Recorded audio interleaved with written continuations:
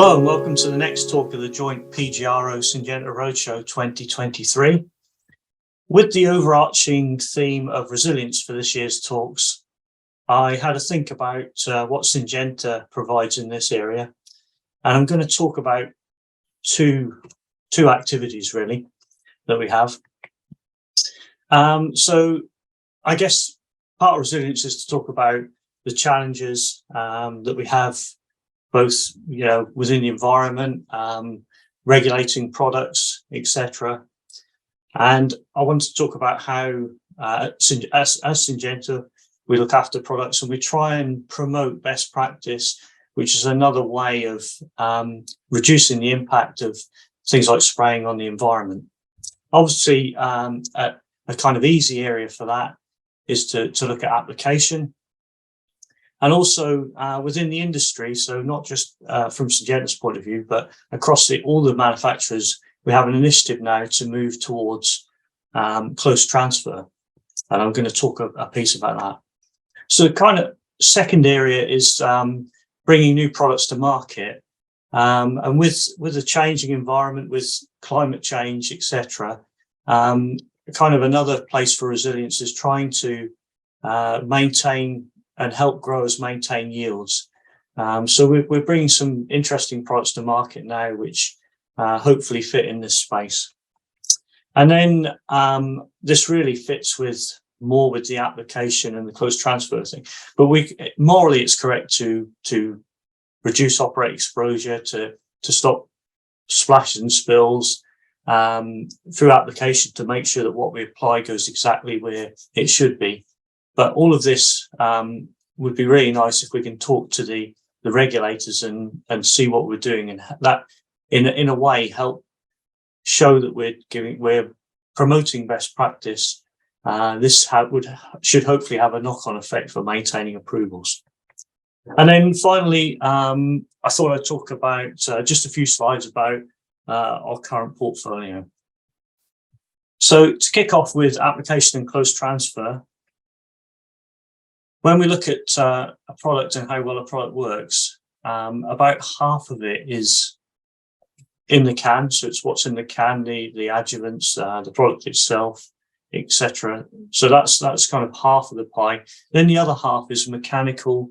Obviously, weather has an influence, and we often talk about nozzles as being fine tuning, but they can actually have an effect on these other parts of the other 50%.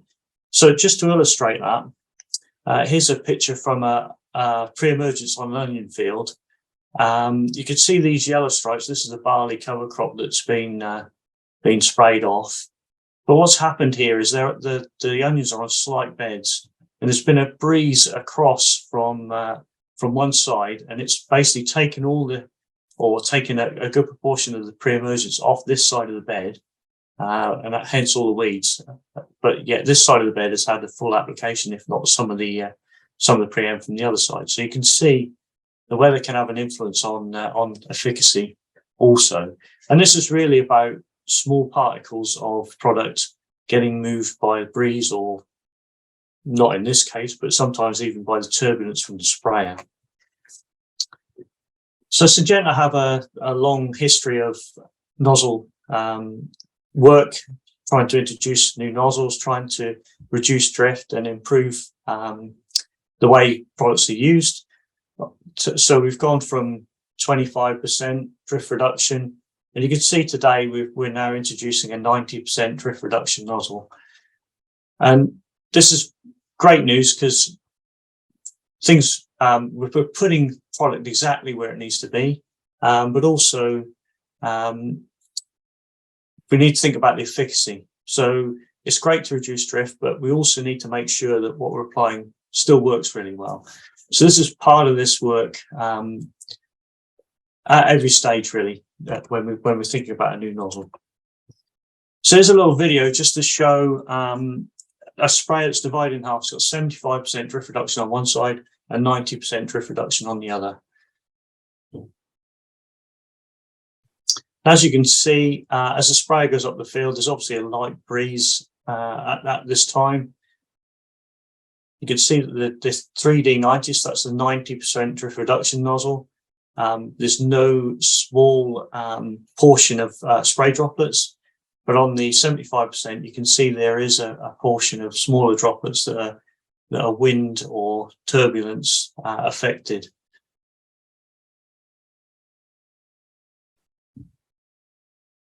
So from that point of view, you can see that where we're spraying, product's going exactly where we want it to. It's not influenced by a light breeze or by the sprayer itself. And also it looks really nice because you can't see that misty looking spray that's coming off the back of the sprayer. So this is what the 3D90 looks like. It's an angled nozzle. It's integrated with a cap. So it's a one-piece solution. And just to talk a little bit about the angle itself, we did work at Gellets Hill to find out the best angle, the most appropriate angle. And through that study, we sprayed a number of targets. So we sprayed a flat piece of paper. We sprayed the stirrers like you get out of the coffee shop, the wooden stirrers. And then we sprayed small metal rods that were 1 millimeter thick. And these were basically to replicate a number of targets. So the flat piece of paper was a rough replication of soil. And then the thin 1 millimeter rods were supposed to be grassweed or small grassweed as a target.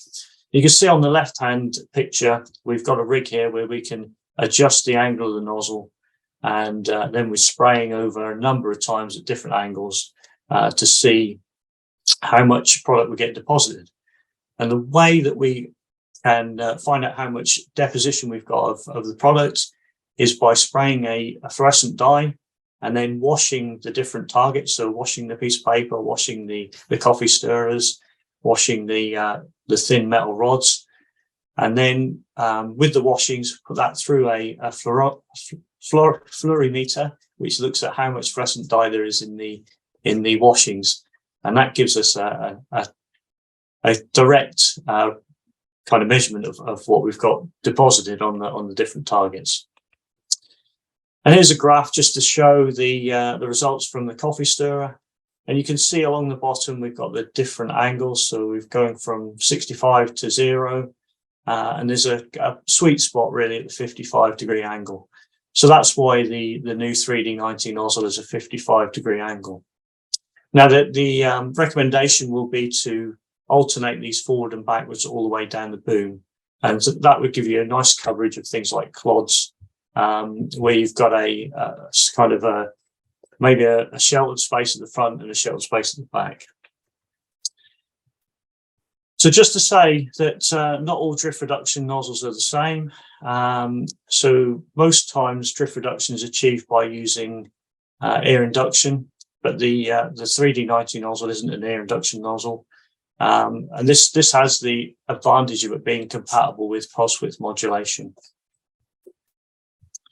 Here's just 3 photos to show the kind of results you get spraying soil with the dye. So on the left-hand side, you've got a flat fan, and this obviously produces a lot of smaller droplets, and they're quite wind affected.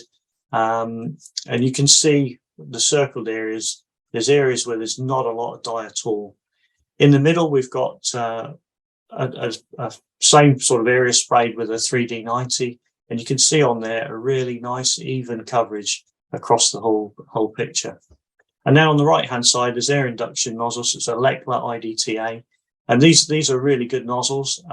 They're a massive step up from flat fan. And we did a lot of work with these nozzles, and they're very effective for a number of applications. So this is a really good nozzle.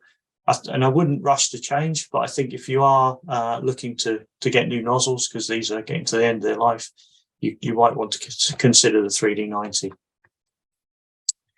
Okay, so just in summary, what is the 3D90? Well, it's a 90% drift reduction nozzle, and that 90% is stable over a wide range of pressure, so up to 5 bar.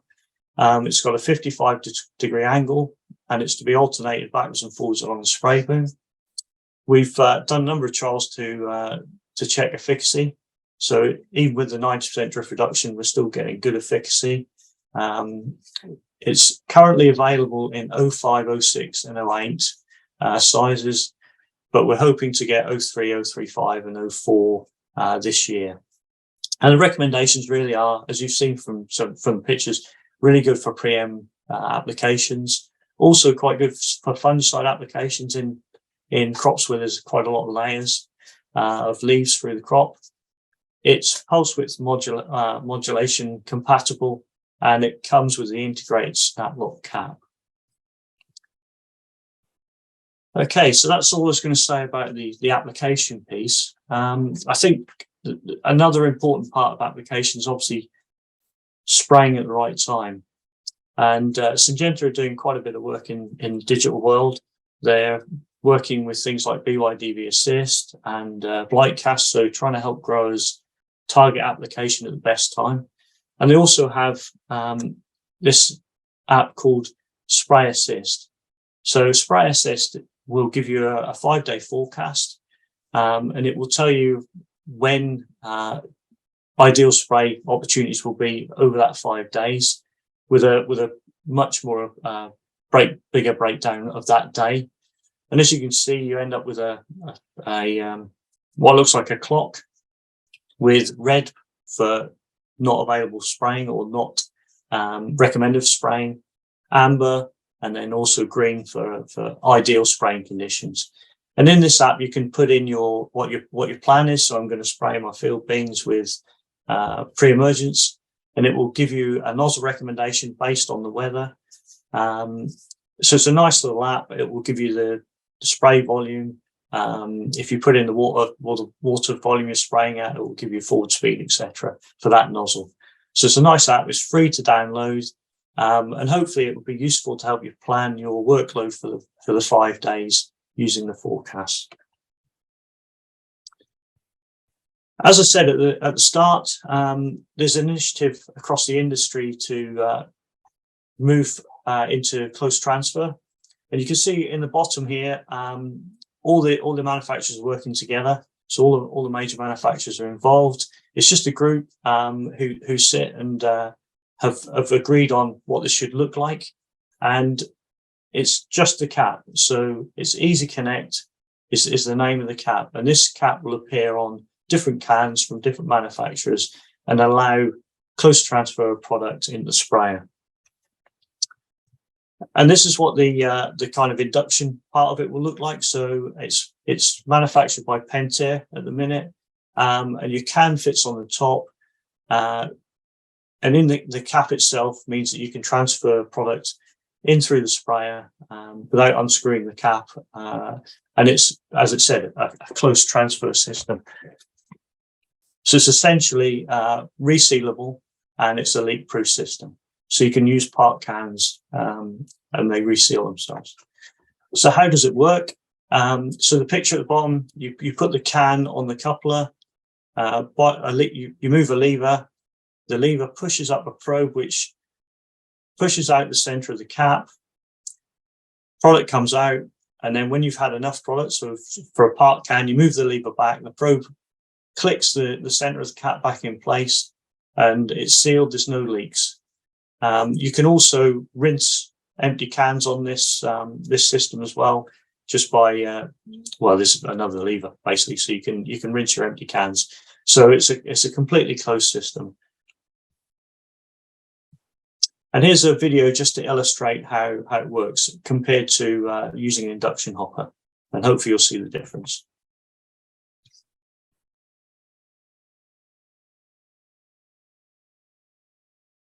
So here's the cap. It's nice and easy. Just clip off the cap.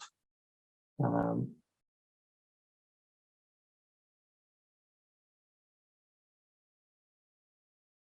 the can goes on upside down. You move the lever and the product is released. And then at the end, you can rinse the cans all in the same position.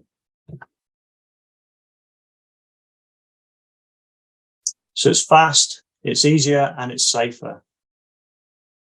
As you can see, the kind of current method of can rinsing.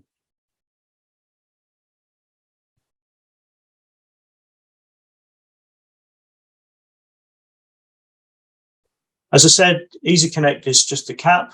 So the bottle or the package may vary, but this is our package. It's got a nice central handle, so it's easy for carrying.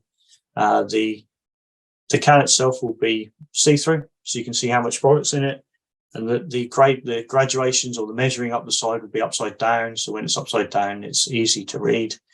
So this will vary slightly from manufacturer to manufacturer, but this is what our can will look like. It'll be nice and smooth for easy rinsing as well, of course. So just to summarize what we've discussed on this application and protection of the environment, and also I guess promoting best use and best practice. We're involved in this industry-wide initiative to move to close transfer. We're bringing to market new nozzles, so 3D 90% drift reduction nozzle, to help make sure that when we're spraying, the product lands exactly where we want it to land. And then also in the digital space, we have these tools to help growers with decision timing, etc. So to move on to another area, I talked at the start about climate change and the effect it has on crops and trying to help growers maintain yields. So this is not a piece about legume crops, unfortunately, but it's work that we've done in potatoes with a new product called Quantis. And the kind of thing behind this is that in the last 20 years, we've had 10 of the hottest years on record. And with 2022 being a real record breaker. And I guess you can say, well, so what? But if we look at the crop itself, and we look at the processes that are important for yield and bulking in the case of potatoes, you can see here highlighted in the red boxes that most of these processes, the optimum temperature is in the low to mid 20s. And when it's not unusual now to be getting periods, maybe a week or so in 30s. Hopefully we won't get days like we had in the 40s last year. But obviously during these periods, the plant is not performing its optimum. It's shutting down and it has a potential impact on yield. So we've got this product Quantis. It consists of organic carbons. It's got potassium, it's got calcium and amino acids in it. And the way it works is that the organic carbons, so they provide a carbohydrate source to keep the process in the plant, so energy source to keep the processes in the plant going, at least part through this shutdown. And then there's calcium in there as well. So calcium helps reduce the oxidative effect of high temperature and plant stress. And potassium provides or helps keep the cells of the plant turgid, so helps keep the stomata open and allow gas intake or gas exchange within the plant. So it's kind of three ways there the product works.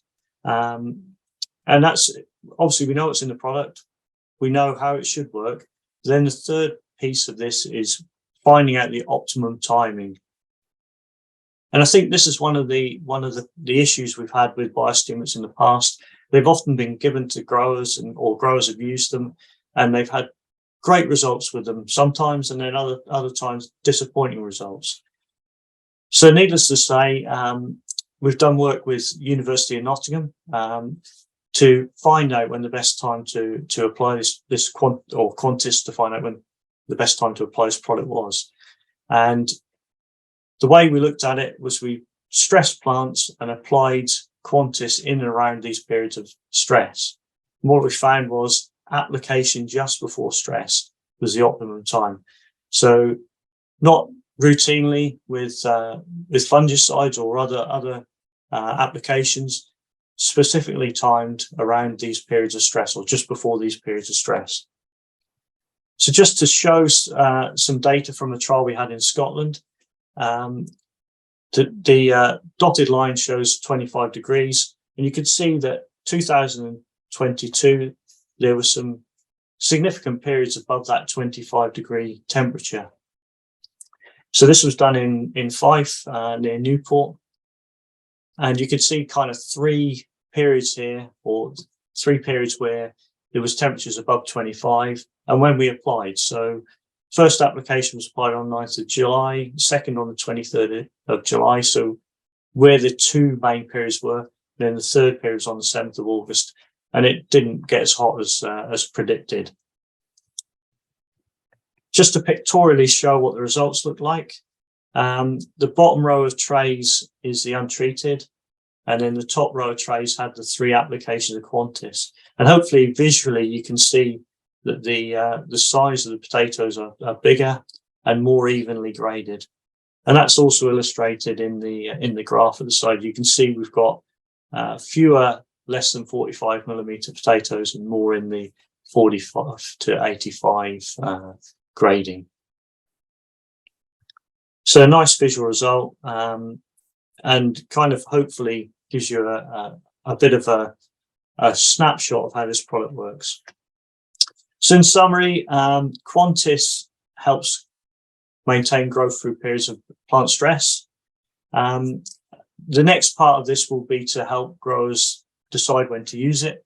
So when we know there's going to be a significant period of temperature above 25 degrees, that's the time to apply it. So if we can use the forecast or weather forecast to help us time. So it could be that you have a season where your temperatures are pretty low and maybe only used to 1 application, or you could have a season like 2022 where you've got periods of high temperature and that you've used numerous applications. So just to say, we've got some good data potatoes we've shown you here. We've done a bit of work on sugar beet and maize, and also got some encouraging results from sugar beet and maize using the product along the same lines. If you want more information, then contact one of the Syngenta team, or if you're able to go to one of the Potato Science Lives meeting, you'll see the expert telling you about this product. Okay. So just to finish, I thought I'd just do a few slides on Alata Sera. So that's our new, relatively new fungicide product in beans. Hopefully you're aware of it. Hopefully you've used it. So it's got a recommendation for field bees and combining peas. It controls the major diseases on beans, so rust and chocolate spot, and also on combining peas, ascochyta and rust. 1 application per crop. As you can see, in our trials, we've seen some fantastic results, really. And a lot of our work has been around a 2-spray timing. So we've looked at how it would fit with other products, such as Amistar. And we've found an early timing, so that T1 timing, so in spring beans, around about the end of May, beginning of June, is the best timing for Alata Sera. Just to illustrate that, this trial actually shows application at a slightly earlier timing.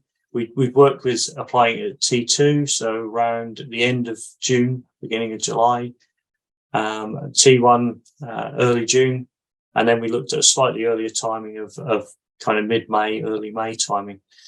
And what we found is that T1 timing is the optimum. That's where we get the best disease control. So it's a good timing for controlling chocolate spot and stopping it establishing in the bottom of the canopy. But it also works really well for rust at that time. So I think that's also the effect of controlling the rust in the bottom of the canopy, stopping it moving up through the canopy. And as you can see, in the untreated, we had quite high levels of rust. From the T1 timing, we got some control, but from the T0.5 timing, got some control. But from the T1 timing, the optimum timing, we got very good control, especially when followed up with Amistar. So 2-spray program, starting with the Alata Sera, giving us a really good control. That's just to highlight the timing, so that T1 timing.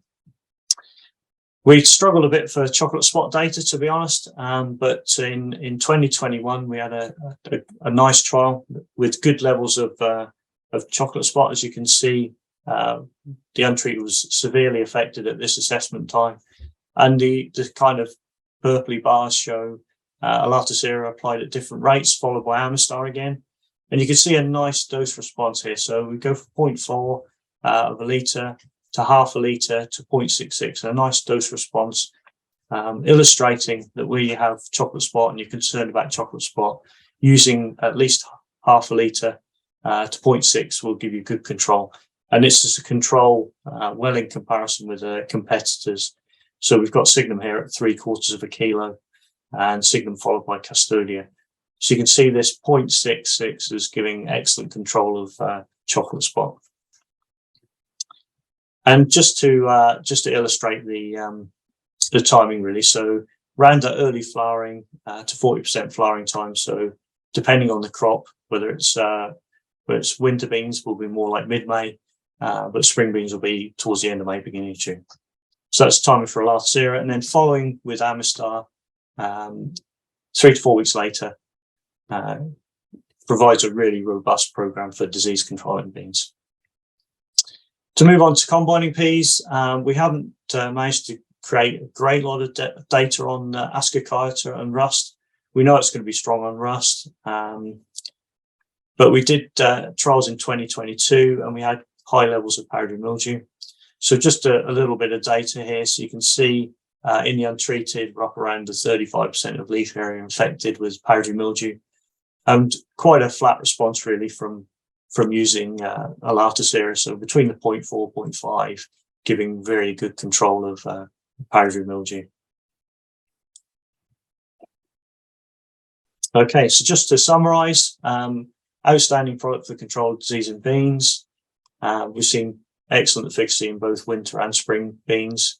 Got some good results now on chocolate spot, and it's ideal to partner with Amistar as a 2-spray program. Starting with Alatacera has been our best results really, and we've got starting to get some results now in combining peas. Certainly good control of powdery mildew, but we've got label claims for Ascochyta and rust on there as well. Okay, so that's all I was going to say.